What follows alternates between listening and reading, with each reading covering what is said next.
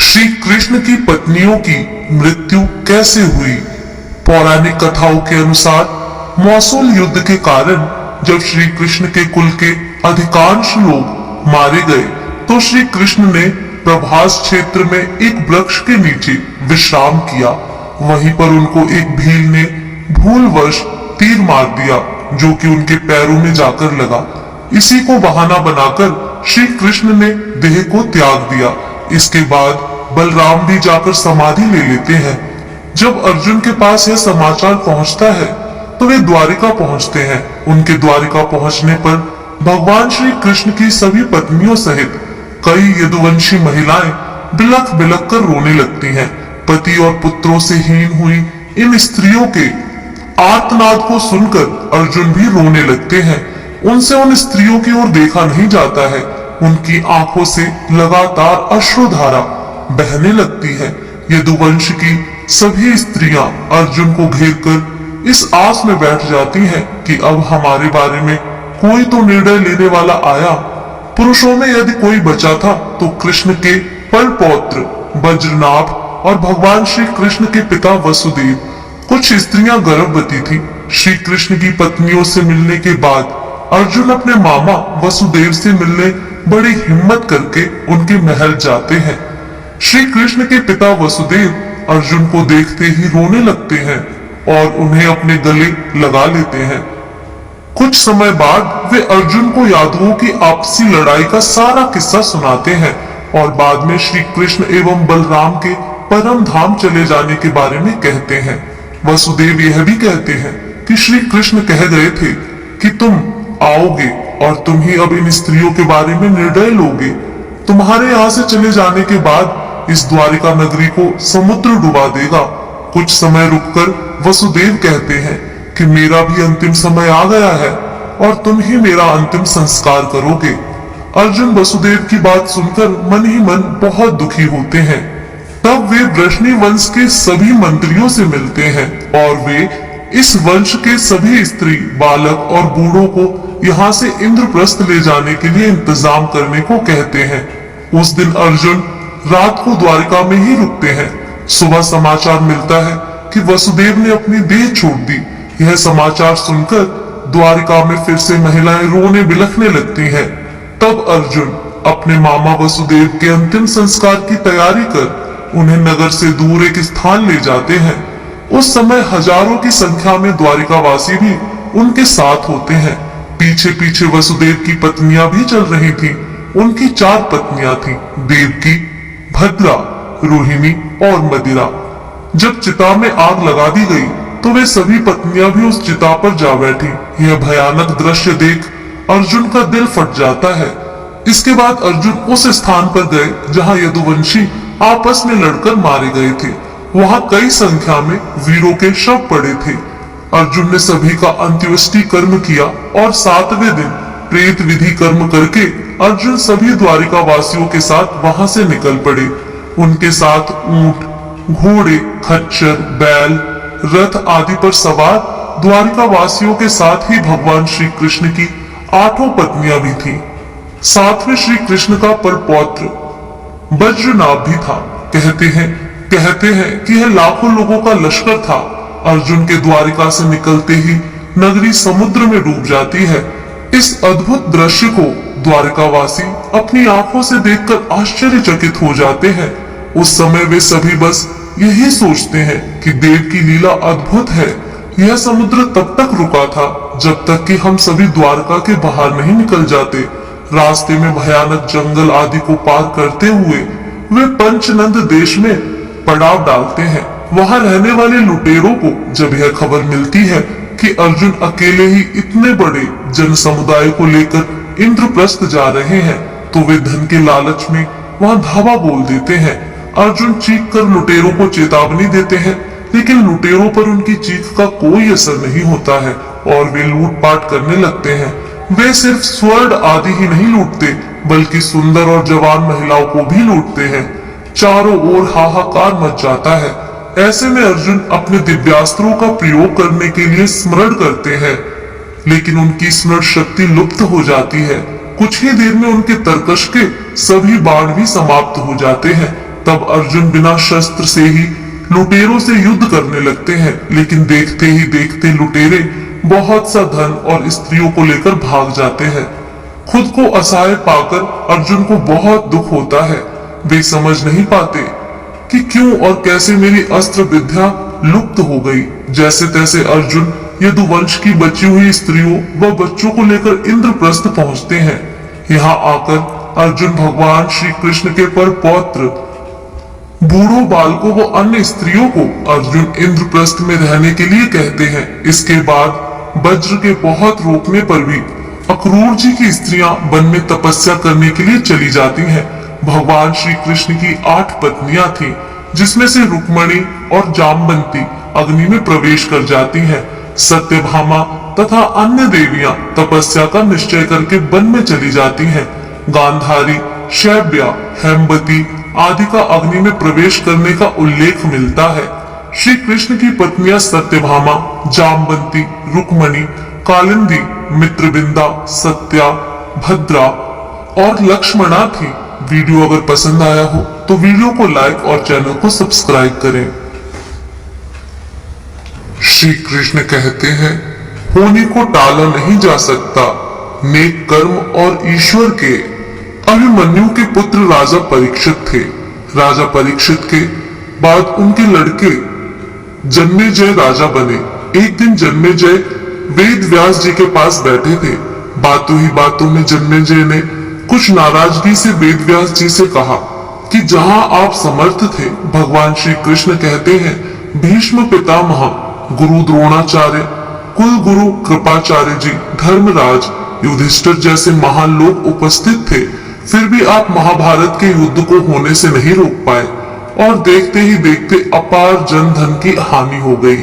यदि मैं उस समय रहा होता तो अपने पुरुषार्थ से इस विनाश को होने से बचा लेता। अहंकार से भरे जन्मेजय के शब्द सुनकर व्यास जी शांत रहे। उन्होंने कहा, पुत्र, अपने पूर्वजों की क्षमता पर शंका न करो। यह विधि द्वारा निश्चित था जो बदला नहीं जा सकता था। यदि ऐसा हो सकता तो श्री कृष्ण में इतनी सामर्थ्य थी कि वे युद्ध को रोक सकते थे। जन्मेजय अपनी बात पर अड़ा रहा और बोला, मैं इस सिद्धांत को नहीं मानता। आप तो भविष्यवक्ता हैं। मेरे जीवन की होने वाली किसी होनी को बताइए, मैं उसे रोककर प्रमाणित कर दूंगा कि विधि का विधान निश्चित नहीं होता। व्यास जी ने कहा, पुत्र, यदि तू यही चाहता है तो सुन। कुछ वर्ष बाद तू काले घोड़े पर बैठकर शिकार करने जाएगा। दक्षिण दिशा में समुद्र तट पर पहुंचेगा। वहां तुम्हें एक सुंदर स्त्री मिलेगी जिसे तू महलों में लाएगा और उससे विवाह करेगा। मैं तुमको मना करूंगा कि ये सब मत करना, लेकिन फिर भी तुम यह सब करोगे। इसके बाद उस लड़की के कहने पर तू एक यज्ञ करेगा। मैं तुमको आज ही चेता रहा हूँ कि उस यज्ञ को तुम वृद्ध ब्राह्मणों से कराना, लेकिन वह यज्ञ तुम युवा ब्राह्मणों से कराओगे। और जन्मेजय ने हंसते हुए व्यास जी की बात काटते हुए कहा कि मैं आज के बाद काले घोड़े पर ही नहीं बैठूंगा, तो ये सब घटनाएं घटित ही नहीं होंगी। व्यास जी ने कहा कि ये सब होगा, और अभी आगे की सुन। उस यज्ञ में एक ऐसी घटना घटित होगी कि तुम उस रानी के कहने पर उन युवा ब्राह्मणों को प्राण दंड दोगे, जिससे तुझे ब्रह्म हत्या का पाप लगेगा और तुझे कुष्ठ रोग होगा, और वही तेरी मृत्यु का कारण बनेगा। इस घटनाक्रम को रोक सको तो रोक लो। वेद व्यास जी की बात सुनकर जन्मेजय ने एहतियातवश शिकार पर जाना ही छोड़ दिया। परंतु जब होने का समय आया तो उसे शिकार पर जाने की बलवती इच्छा हुई। उसने सोचा कि काला घोड़ा नहीं लूंगा, पर उस दिन उसे अस्तबल में काला घोड़ा ही मिला। तब उसने सोचा कि मैं दक्षिण दिशा में नहीं जाऊंगा, परंतु घोड़ा अनियंत्रित होकर दक्षिण दिशा की ओर गया और समुद्र तट पर पहुंचा। वहां पर उसने एक सुंदर स्त्री को देखा और उस पर मोहित हुआ। जन्मेजय ने सोचा कि इसे लेकर महल में तो जाऊंगा, लेकिन शादी नहीं करूंगा। परंतु उसे महलों में लाने के बाद उसके प्यार में पड़कर उससे विवाह भी कर लिया। फिर रानी के कहने से जन्मेजय द्वारा यज्ञ भी किया गया। उस यज्ञ में युवा ब्राह्मण ही रखे गए। किसी बात पर युवा ब्राह्मण रानी पर हंसने लगे। रानी क्रोधित हो गई और रानी के कहने पर राजा जन्मेजय ने उन्हें प्राण दंड की सजा दे दी। फलस्वरूप उसे कोढ़ हो गया। अब जन्मेजय घबरा गया और तुरंत व्यास जी के पास पहुंचा और उनसे जीवन बचाने के लिए प्रार्थना करने लगा। वेद व्यास जी ने कहा कि एक अंतिम अवसर तेरे प्राण बचाने का और देता हूं। मैं तुझे महाभारत में हुई घटना का श्रवण कराऊंगा, जिसे तुझे श्रद्धा एवं विश्वास के साथ सुनना है। इससे तेरा कोढ़ मिटता जाएगा। परंतु यदि किसी भी प्रसंग पर तूने अविश्वास किया तो मैं महाभारत का प्रसंग रोक दूंगा और फिर मैं भी तेरा जीवन नहीं बचा पाऊंगा। याद रखना, अब तेरे पास यह अंतिम अवसर है। अब तक जन्मेजय को व्यास जी की बातों पर पूरा विश्वास हो चुका था, इसलिए वह पूरी श्रद्धा और विश्वास से कथा श्रवण करने लगा।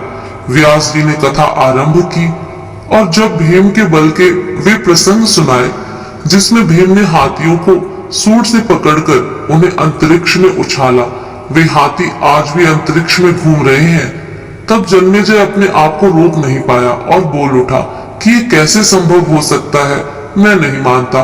व्यास जी ने महाभारत का प्रसंग रोक दिया और कहा कि पुत्र, मैंने तुझे कितना समझाया कि अविश्वास मत करना, परंतु तुम अपने स्वभाव को नियंत्रित नहीं कर पाए, क्योंकि यह होनी द्वारा निश्चित था।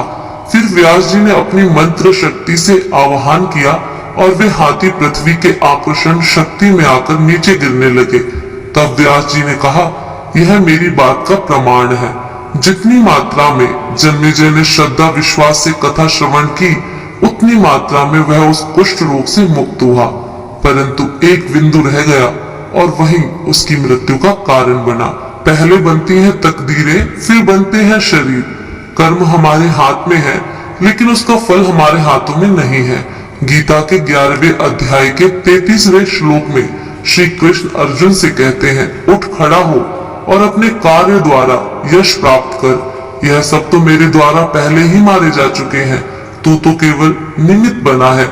होने को टाला नहीं जा सकता, लेकिन नेक कर्म व ईश्वर नाम जाप से होने के प्रभाव को कम किया जा सकता है। अर्थात रोग आएंगे परंतु पीड़ा नहीं होगी।